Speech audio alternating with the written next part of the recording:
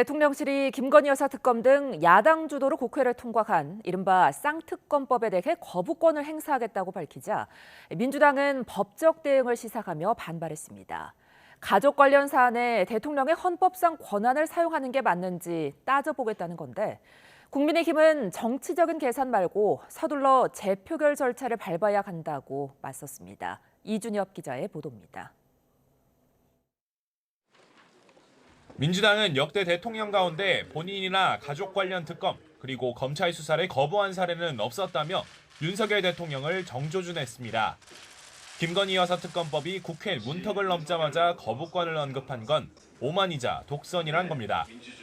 윤석열 대통령이 역사는 포기하고 김건희 여사만 지킨다는 말이 나온다며 배우자 관련 사안에 제2요구권을 쓰는 게 적절한지 법적 판단을 받아보겠다는 뜻을 내비쳤습니다. 이렇게 거부권을 남발하는 것, 그리고 가족 문제와 관련돼서 거부권을 행사하는 것이 정당한지에 대한 권한쟁의 심판 여부도 저희들은 적극 검토하겠습니다. 여당이 이재명 대표의 사법 리스크를 거론하며 썼던 특검을 거부하는 자가 범인이라는 문구를 일제히 부각하며 여론전의 수위도 끌어올렸습니다. 특검을 왜 거부합니까?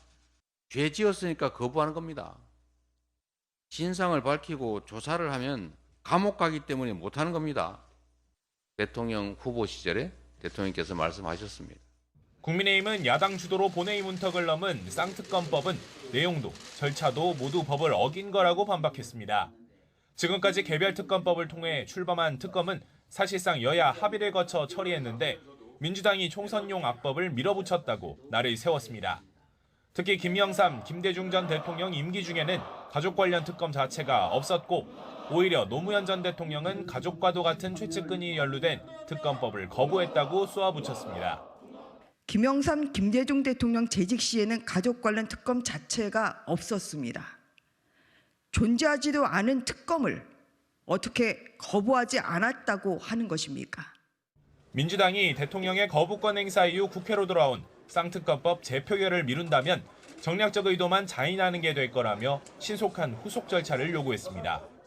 정략적으로 시점을 보고 이렇게 하는 것 자체가 이 법 자체가 애초부터 스스로 총선 민심 교란용 입법이라는 것을 스스로 자인하는 것과 다를 바 없다고 생각합니다. 김건희 여사 주가 조작 연루 의혹 특검 등을 둘러싼 여야의 강대강 대치는 그만큼 이번 사안이 총선 민심에 끼치는 영향이 클 수 있다는 방증으로 해석됩니다.